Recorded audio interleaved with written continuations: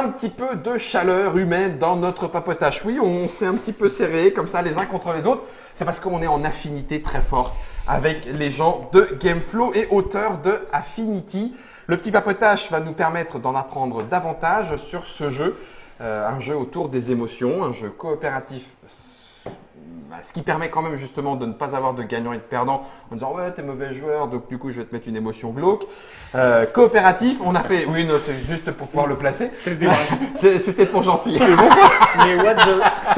C'est sur David que tu t'as appris. C'est sur David, c'est vrai, normalement. J'ai changé de place, c'est bon maintenant c'est rétabli. Vous avez vu que les auteurs autour de la table avaient chacun une des émotions du jeu. Ils sont 4, il y a 4 émotions, ça tombe bien. On a Roméo avec le fun sur le t-shirt, on a David avec le beau, on a Clément avec triste et du coup le meilleur, enfin non faut pas dire ça, Jean-Phi avec glauque.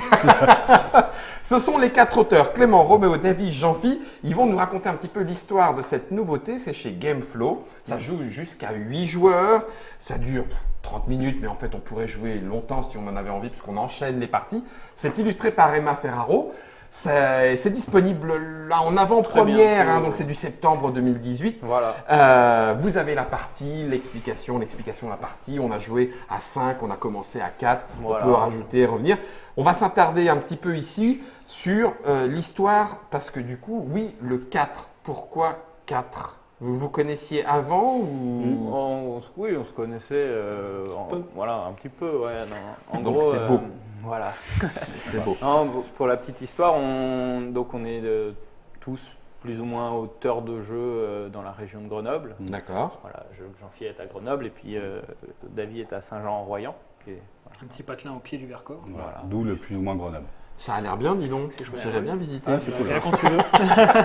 Ça, c'est fun. Et, Voilà. Ouais. Et donc, on se retrouve régulièrement chez David, qui tient un bar à jeux, boutique là-bas, qui s'appelle Chez Yoda. Un lieu ludique, on va dire. Chez Yoda. Un très beau lieu, tout avec, très sympa. Attends, comment c'était marqué? J'ai oublié.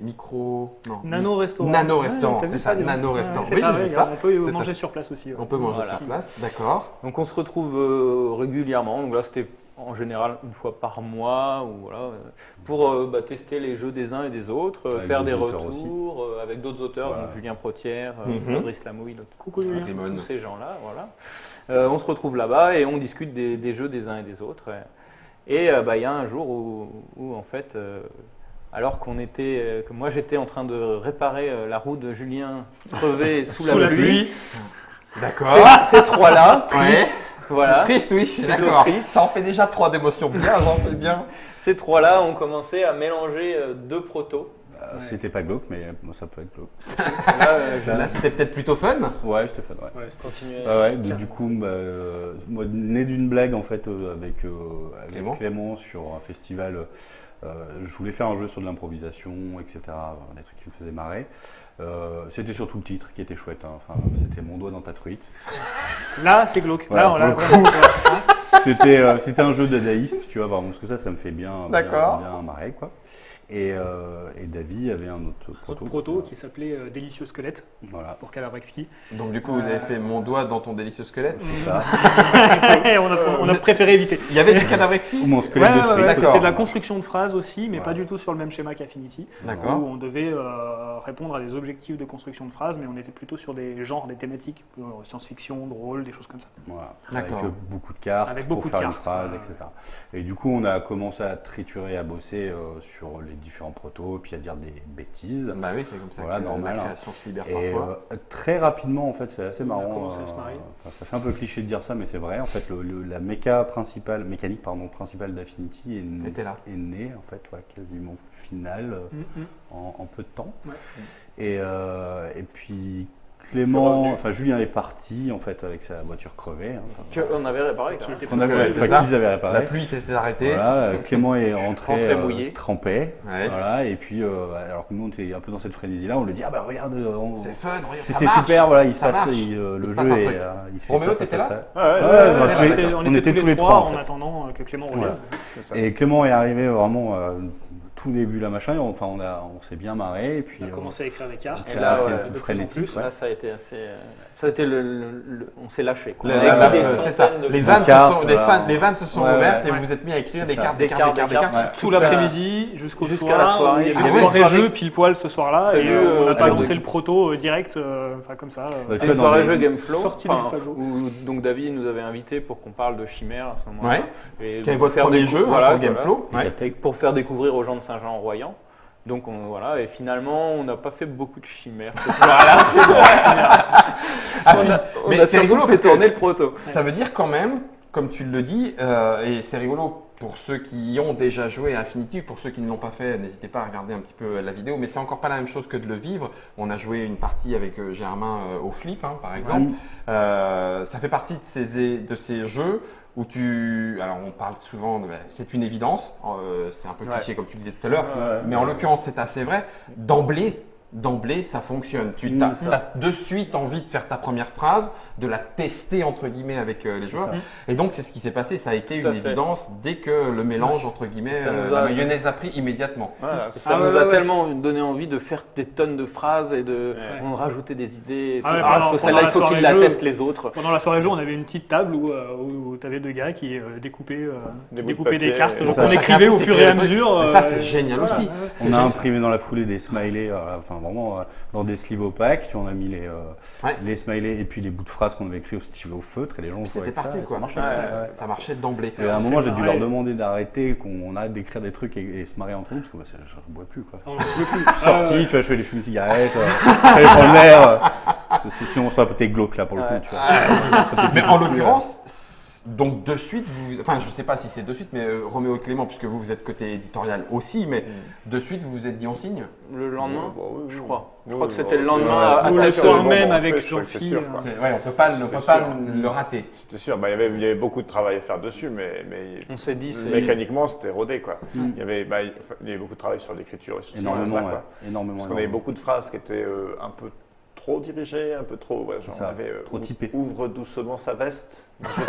Lentement sa veste. Ouvre lentement sa veste. Ou regarde sa voisine avec insistance, des choses comme ça. Il y avait des choses trop typées exclusivement sur une émotion. Donc ça, il fallait sort son gourdin. Mais il y en a des géniales. Alors, c'est drôle si tu veux. Mais en fait, ça marche pas. On a mis sur sa baguette magique. Ça marche pas. Parce que sort son gourdin, si tu avais. Alors, ça, c'est une autre question. On en a parlé, mais je vais la poser pour que vous puissiez y répondre. S'il y avait violent, sort son gourdin pourrait être ou glauque ou violent, etc. Mais je sais qu'on en a parlé, donc je vais poser la question. Comment et pourquoi vous êtes-vous arrêté à seulement 4 émotions et ces 4-là? Pourquoi pas plus? Pourquoi mettre beau et puis ne pas mettre, je sais pas, léger, colère ou violent? Oui, violent, la peur. Enfin, tu vois. Qu'est-ce qui a fait que vous vous arrêtez à 4 d'une part et à ces 4-là? D'ailleurs, l'émotion, c'est plutôt avec des guillemets, c'est des sensations. Des sensations. Dire des ressentis. En fait, on a essayé. Ça parle plus aux gens, en fait. On en a essayé. On a tout de suite pensé, mais est-ce qu'on pourrait rajouter, enrichir, etc. Et les idées qu'on a eues, à part une qui fera peut-être l'objet d'une extension, les autres idées, par exemple la violence ou la colère, la colère qu'on avait essayé. Ça marche pas beaucoup parce qu'en fait, quand tu fais une phrase et que tu la lis, c'est rare qu'elle te mette en colère, quoi. Et sauf certains cas très précis. Oui, ça devient très précis, mais tu ne joues à ce moment-là que celle-là. Et pareil, la peur. Est-ce que quand tu lis une phrase, elle te fait peur? Pas spécialement, et la peur rentre un petit peu dans le glauque. Du coup, oui, c'est ça. Toutes ces choses rentrent dans les entonnoirs en fait. Si jamais on avait glauque et peur.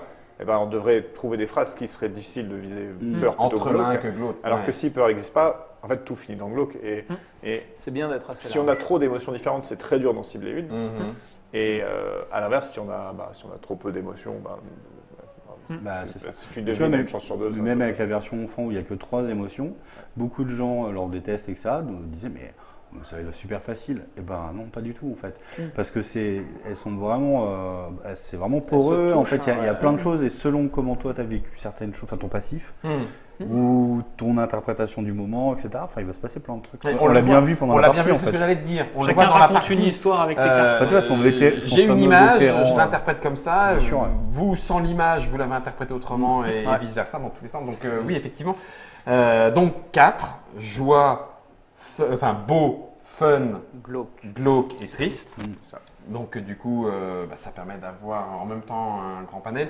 Et vous enlevez glauque quand on joue avec les plus jeunes. Les plus jeunes. Parce qu'ils ne le comprennent pas. D'accord. Il y a une espèce de second degré. Voilà, de thématique double lecture de thématique très adulte derrière. Sur l'ancien prototype, avec des choses qui sont plus dans la boîte, un petit avec qui je vais jouer, de moins de 12 ans, avait fait le meilleur pilote de chasse du monde, titube dans une... Attends. Cherche la transcendance en titubant dans une ruelle. Donc tous les adultes autour de la table étaient là. Ah ouais, il est sous drogue. Ouais. Et pour lui, en fait, non, c'était mignon, c'était beau, tu vois. Ouais. Donc, le titube, elle n'était pas c'était pas pareil, en fait. La ruelle, c'est une ruelle comme une avenue, un truc. Et rechercher la transcendance dans une ruelle, pour lui, c'est cool, quoi, tu vois, c'est chouette, quoi. Donc, il y a plein de... Quelle innocence! Ouais, mais c'est génial. Du coup, pour jouer avec des enfants, c'est assez marrant, peut-être. Oui, forcément. Du coup, tu vois le décalage aussi dans l'interprétation et cette affinité ou non. Pareil en termes d'illustration. Donc, il y a l'illustration de la couverture, c'est Emma Ferraro qui s'en est occupée. Les sentiments. Par contre, les cartes phrases ne sont pas mises en situation. Un jeu, on pense, alors pas forcément Dixit parce que ça serait malvenu. La comparaison se fait pas vraiment avec Dixit, mais je pensais plutôt à le jeu des repos prod avec le lit et des cartes. When I Dream, merci. Les cartes sont recto verso qui ont un lien avec une thématique et il y aurait pu, entre guillemets, mais j'imagine que c'était restreindre l'interprétation. Tu casses l'interprétation. En fait. Dès que tu mets une image, les gens se réfèrent à cette image et puis tu réduis. Du coup, le morceau de phrase ne peut être utilisé que dans un type d'émotion. Le but, c'était d'ouvrir. Pour garder l'âme du truc, c'était de le faire justement le plus épuré, possible. Parce que justement, derrière les mots, on puisse mettre plusieurs choses. Ça a été le gros boulot d'écriture, ça a été de... à partir de toutes ces phrases qui nous avaient fait beaucoup rire, voire étaient pour certaines très connotées, comment on trouve que des morceaux qui puissent rentrer dans les 4 émotions ou au moins plusieurs et qui puissent être tournés dans un cas ou dans l'autre pour que au moins déjà tu n'es pas coincé avec ta main et puis aussi ça crée de la discussion, ça crée de... On voulait vraiment qu'il y ait aussi une part de poésie dans ce jeu, donc c'est ça, pour pouvoir taper dans tous les champs, il fallait... on ne pouvait pas faire de trucs trop...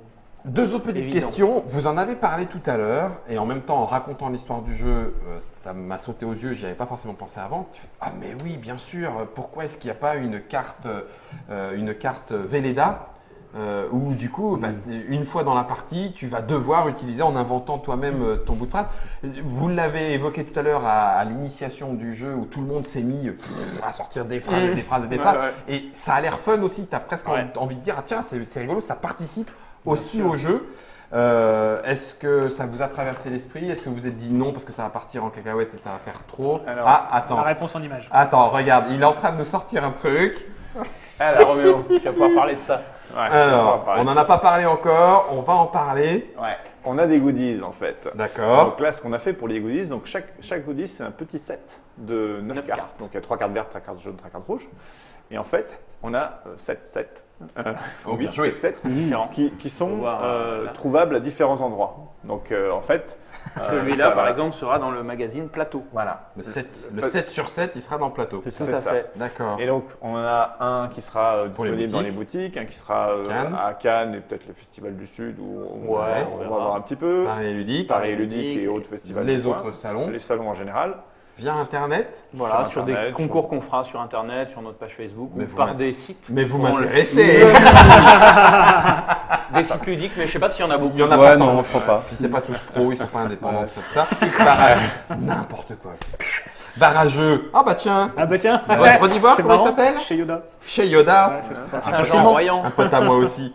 Et donc Plateau, le magazine Plateau. Mais le goodies de salon, il me semble que c'est celui-ci. Non, il y en a un 8e en fait. Ah oui, c'est un 8e. Mais qui est caché puisque le 8e est spécial. Quand tu as les 7, tu as le droit de demander le 8e. Non, quand même. Non, le 8e, on l'aura nous en général un sur peu le partout, salon, un peu des partout. choses comme ça. Et c'est donc carte blanche. Donc ce sont 3 cartes de chaque à remplir soi-même comme on veut pour customiser notre boîte. Ouais.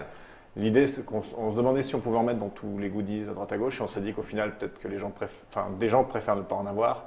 Si les gens en veulent, ils en prendront. Et, voilà, nous, on les proposera sur les salons ou dans d'autres occasions. Voilà. Et alors, en l'occurrence, pour beaucoup, vous connaissez peut-être déjà l'astuce pour les feuilles de score. Il suffit d'une plastification. On plastifie la carte, et puis après tu prends petit Velleda, et puis tu la réutilises ad vitam aeternam. Ça ne pose pas de problème non plus si vous avez envie d'écrire. Mais c'est cool que vous ayez pensé parce qu'effectivement, tu as envie. On a eu tout de suite envie. Ah bah c'est clair, tu as envie de mettre le prénom de quelqu'un à l'intérieur, tu vois. Oui. Non, mais genre tu mets Guillaume, quoi, tout hasard. Ah bah oui, je ne savais pas à qui tu pensais. C'est Glauque, non, mais je dirais beau, tu vois. C'est beau. Et puis en plus, tu peux très bien en utiliser que non, tu peux dire tiens, c'est pour la carte du milieu. Tu as le droit d'inventer la carte du milieu, mais tu utilises 2 cartes imposées qui sont je veux dire, c'est génial, tu peux vraiment aller du côté créatif et poétique aussi.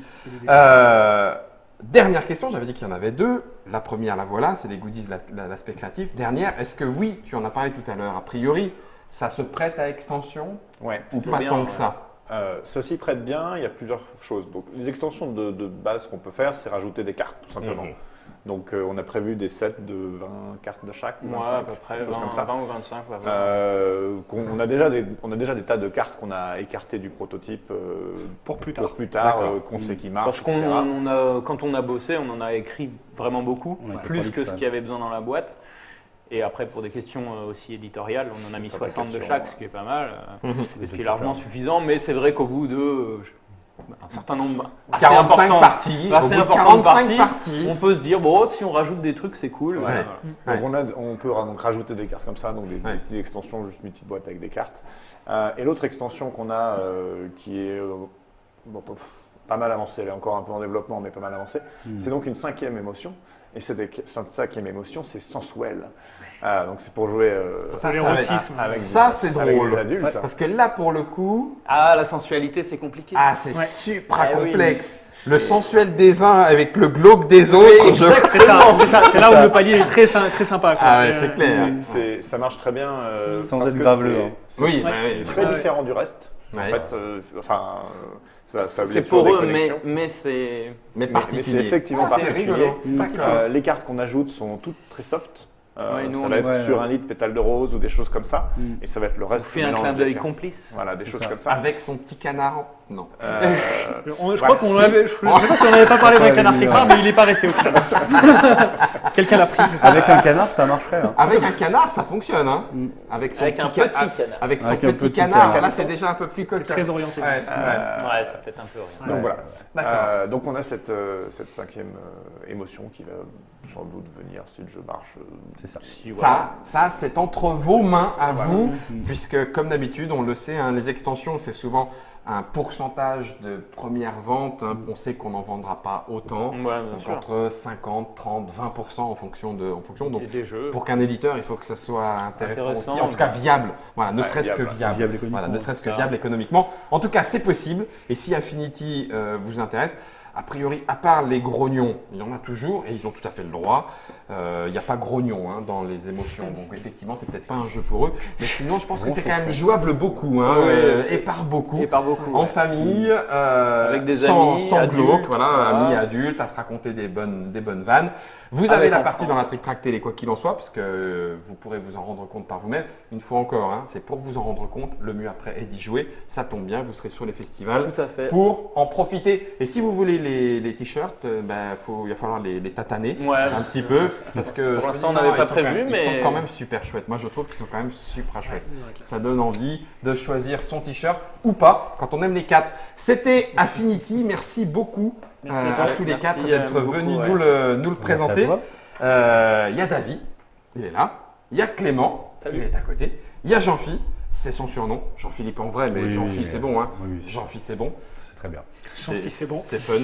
On a failli mettre Jean-Phi sur la boîte.